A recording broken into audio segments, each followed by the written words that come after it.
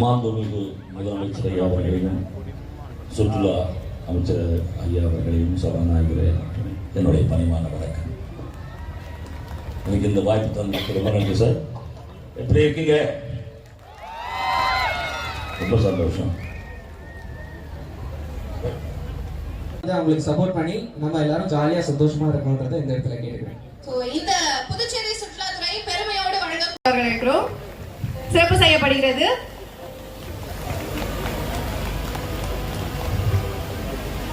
தற்பொழுது நினைவு பரிசினை வழங்குகின்றார்